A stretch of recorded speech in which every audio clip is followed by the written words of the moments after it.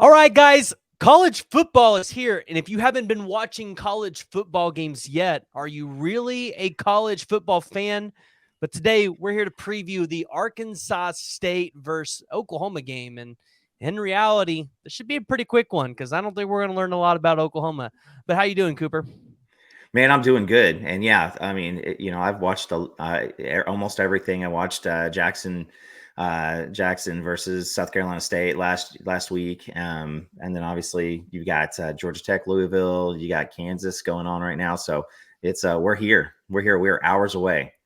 We are hours away from Oklahoma kicking it off for their standard 11 o'clock game, which I expect we're going to see several of those throughout the year, especially Yeah, for the Cincinnati game. I am pretty much sold that that's going to be an 11 o'clock game because the oh Big yeah, 12, I feel like, wants to trap Oklahoma, and that feels like a trap game. yeah, yeah.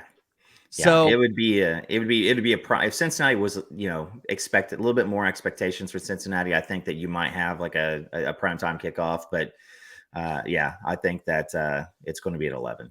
yeah. And Oklahoma at that time could be 3-0. And like I said, if Oklahoma walks in 3-0 with their chest puffed out, listen, those fans in Cincinnati, they're going to show up 11 o'clock game. That just feels like the game Oklahoma would lose. Like if there's any game that you just walk and go, oh, I don't feel good about it, that's the one that makes me does not feel good. So, but we're here to talk about Arkansas State. That's the game that's in front of Oklahoma this weekend. And although Arkansas State doesn't just pop off the sheet for you, Arkansas State might be able to test Oklahoma in some areas. And I believe the biggest area of test is going to be on the defense. Now, for me, again, I don't feel like you should learn a lot about this team. If you learn anything, I feel like it's probably going to be on the bad side, meaning maybe the defense isn't as improved as we thought it should be. I feel like the defense should be able to easily roll through this game.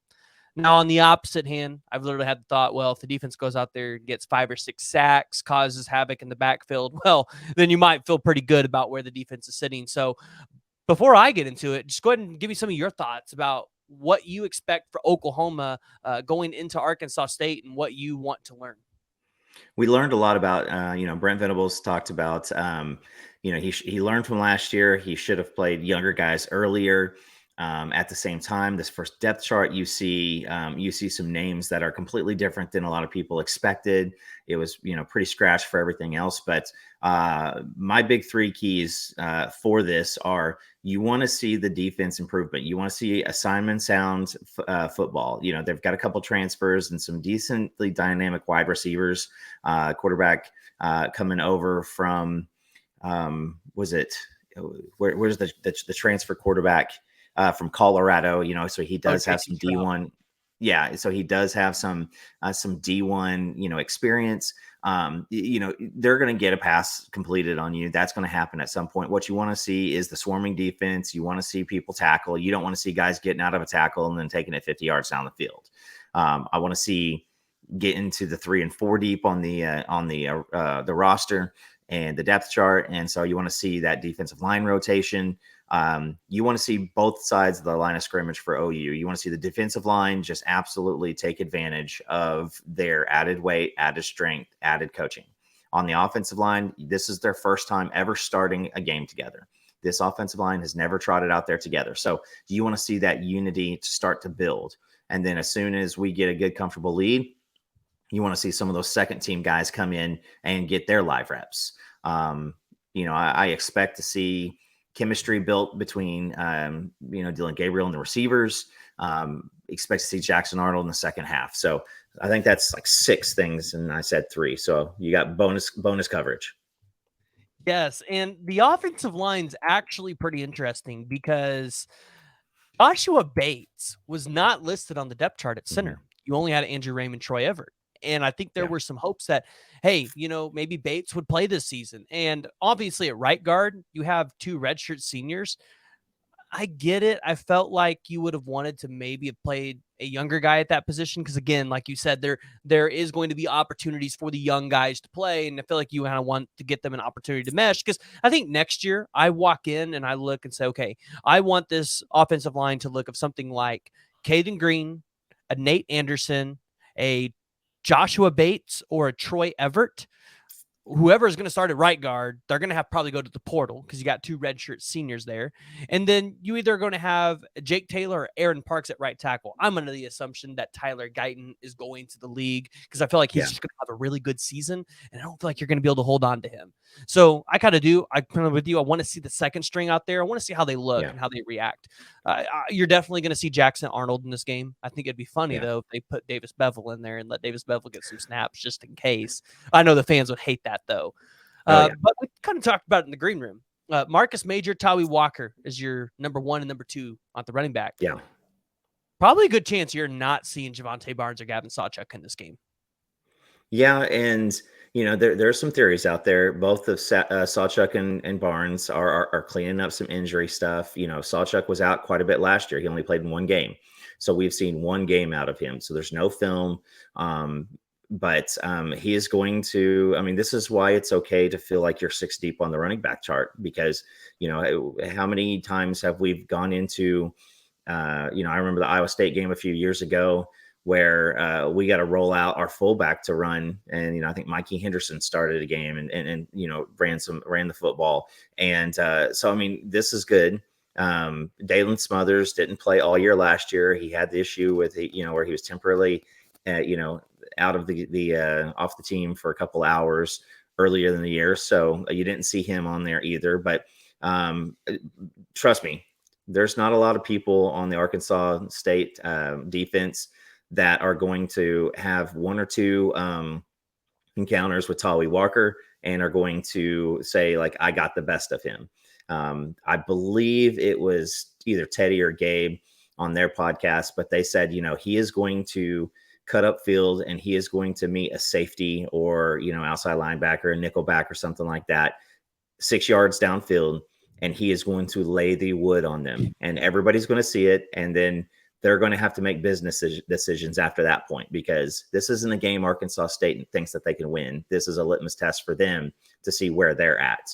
But yeah, and on the offensive line, don't forget about Jacob Sexton. I think that this year you're going to see some playing time. You're going to see some comfort as soon as Sexton is healthy.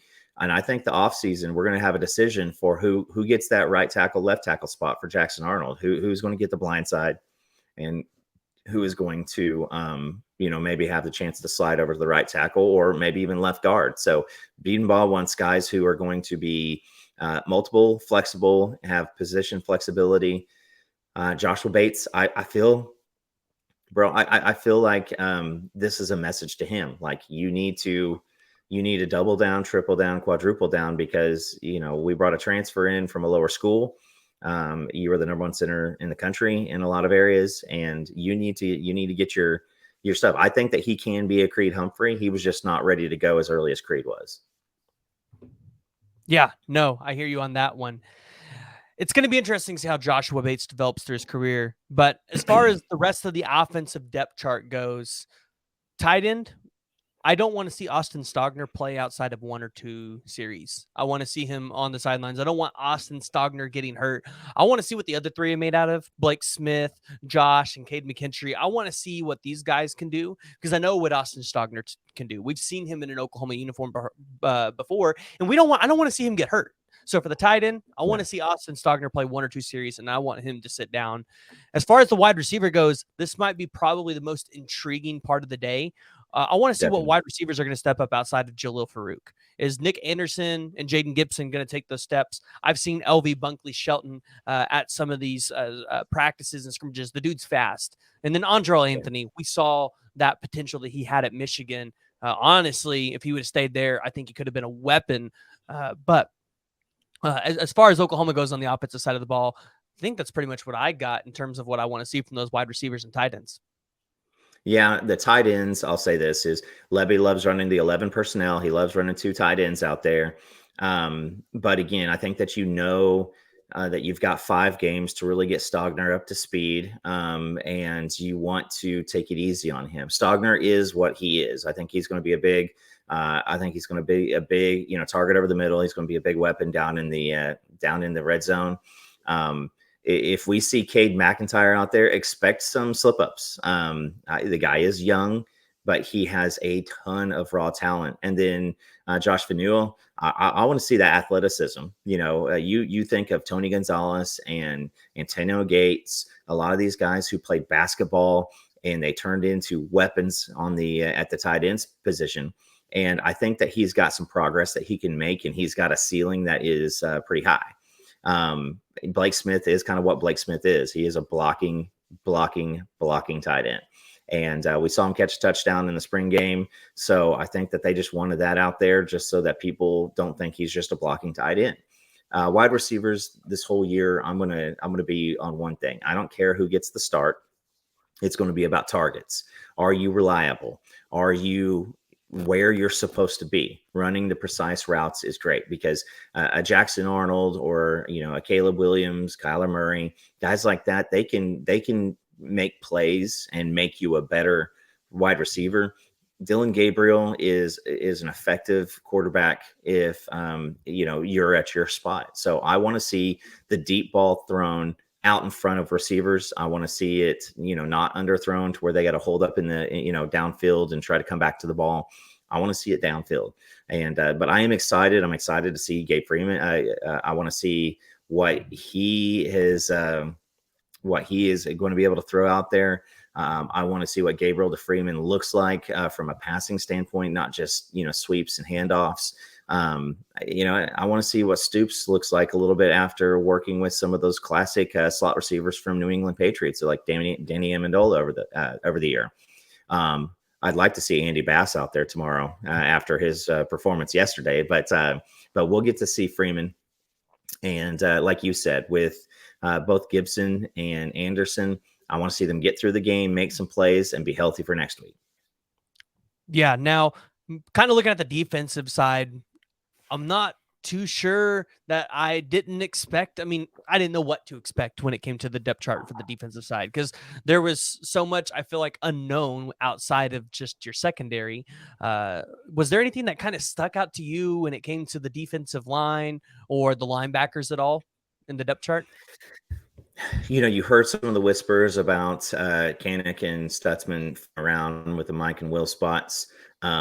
But Stutzman can cover ground, and I want to see his pursuit on angles, and I want to see that darn near perfected this year.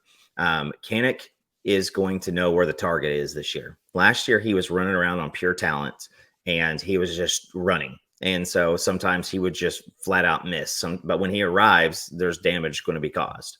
Guys behind them, I want to see Kip Lewis. This is a game that Kip Lewis can come into, and there's not going to be a ton of size that he's going to have to deal with. Now, their offensive line is a little bit bigger, so if they get through and they are unblocked, if they get through the defensive line and you got a 300-pounder on 210-pound Kip Lewis, that's not a recipe for success right there. He is twitchy and he is fast. But I tell you this, if Kip Lewis weighed 235, he would be pushing for a starting position. And I'm very, very, very, that'd be hard to keep him off the field.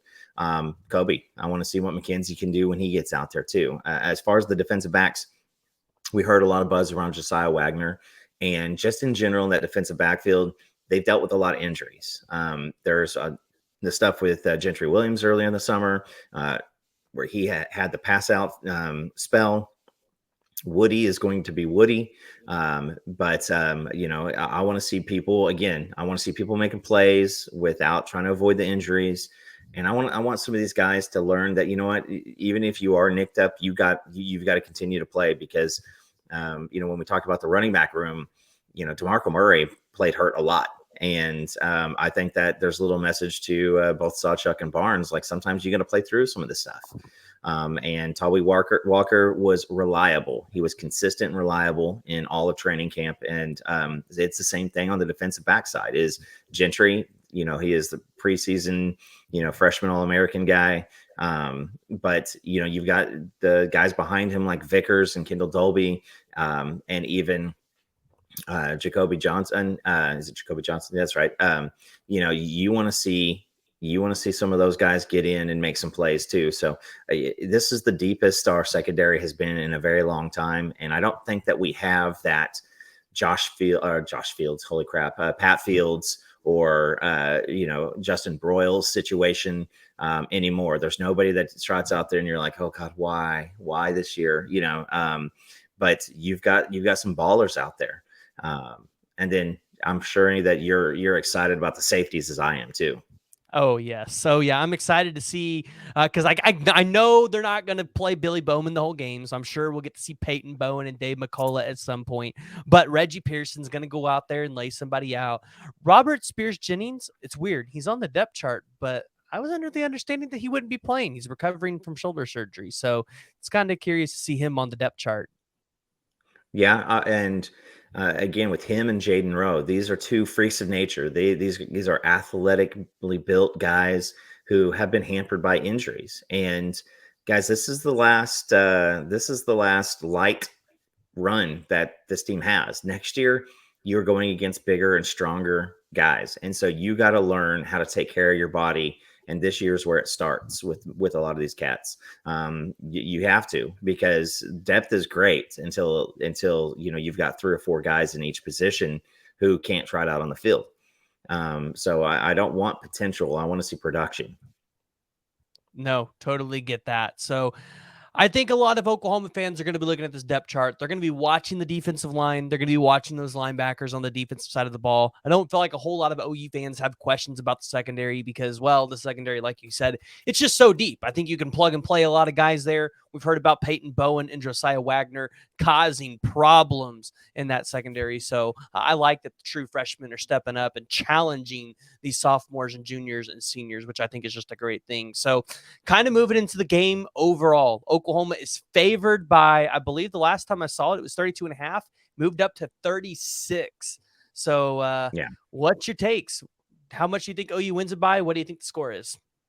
My score, and it's an odd score for Arkansas State, but I said 55-11. That's just kind of what I felt in my gut, and I've said it in a couple different pods. But Gavin Freeman at punt returner, I want to see some magic. And I'm still not comfortable with firing out, and I'm pretty sure that DeMarco needs to get in somebody's ear and be like, hey, do we really want somebody we rely on doing kick returns? Because I have some experience with getting hurt on a kick return before important games. But Gavin Freeman, that's a luxury, because if, at punt returner, this guy is dynamic.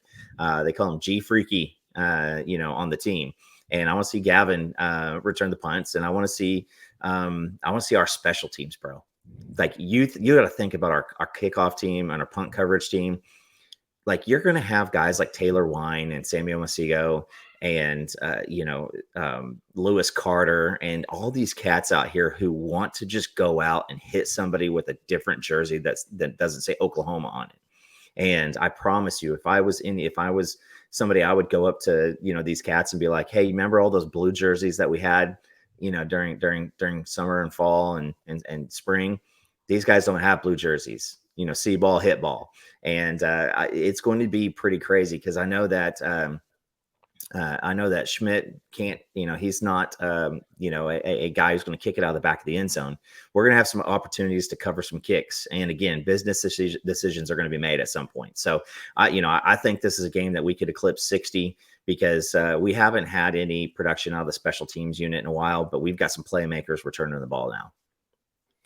Yeah, so honestly, I'm gonna be a little conservative. I'm saying 45-7. I definitely think Jeff Lebby will try to slow the offense down a little bit and try to teach these guys how to control the game a little bit, because I think that's important. That's something that they kind of lacked last year, and I think that's something that we want to see with Jeff Lebby this year is time management. Don't keep the defense on the field for long periods of time. That's one of Lincoln Riley's biggest problems. I felt like some years his defense was literally just that bad because he put his defense out there so much and they didn't have time to rest. I feel like a Lincoln Riley defense actually could be better if he didn't do that. So, and I feel like Jeff Lebby's going to have the same problem if he doesn't figure out a game management, clock management thing, which I know Venables will eventually drill into his head. So I'm going to be watching that, exactly how he manages the game. But 45-7, I'll give Arkansas State one score. But in reality, I hope they just don't score at all. So yeah, I would like to see a shutout. And another thing with this game, this is like a scrimmage, and there's going to be coaching being done on the sideline. So don't don't be surprised if you see somebody slip up, them get pulled over so that they can go through a coaching moment and really do it up. And I'm talking, I mean, what did we have? 12, 20 guys listed on the defensive line depth chart. And so expect it. I mean, expect an absolute just amazing opportunity. I think it might have been 18, but expect an absolute opportunity for guys to go in and then get pulled over and get talked to, maybe a Grayson Halton. I don't think you're going to see much with Rondell Bothroyd, but, PJ Adebawara gets out there. Jacob Lacey gets out there. They go through, make a few plays, come over to the sideline, chat it up with Chavis, chat it up with Venables, chat it up with Bates, and really get some, some on the field, coaching. Maybe watch out for the sideline warnings. The get back guy is going to have to be in effect with Venables this year too. And also let's see some of these guys like a DJ Graham. I want to see him come out on the field and see what he can show us at wide receiver. When you're watching him, he was a wide receiver in high school, but he hasn't played the position in 3 years. And so when he comes in, how does he run a route? Does he block? Does he fight for the ball? Does he try to make competitive catches? This is exciting because kind of like the spring games where you just get to see a ton of guys, you're going to get to see a ton of guys here. And this may be some opportunities to say, hey, listen, I know this is the first game, but I deserve playing time throughout the whole season. No, yeah, 100%. So, hey, well, Cooper, I appreciate you coming on, giving us a breakdown against Arkansas State, what your predictions are. And I'm sure we're going to have you back on later in the season to break down some more games. Oklahoma's got, after this, 11 more games, at least 11 more. So hopefully they get 12 more or 13. 13, 14, something like that. if they can make the playoffs. Listen, I said it earlier. I said I think Texas, I have them in my playoffs. But I said that there is a world where Oklahoma and Texas can get in the playoffs, but all the stars have to align correctly. So I definitely don't expect Oklahoma to make the playoffs. If they do, that's bread and butter right there. Yeah, well, definitely. And man, this is appreciate you having me on. And if you're a big PG guy and you've seen me on here before, check us out, Unfair Sports with Jay. And we got some cool guests coming up here. And we'll talk a little bit more in the green room. We got some cool folks coming in, trying to keep up with PG. You get the magic that you sling out there. Yes, I'm working on getting some more guys. We'll probably look at maybe doing some more player stuff later in the year. But listen, I wouldn't say it's magic. But if you guys haven't already, make sure you go ahead and hit that like, hit that subscribe button. And hey, we'll see y'all next week.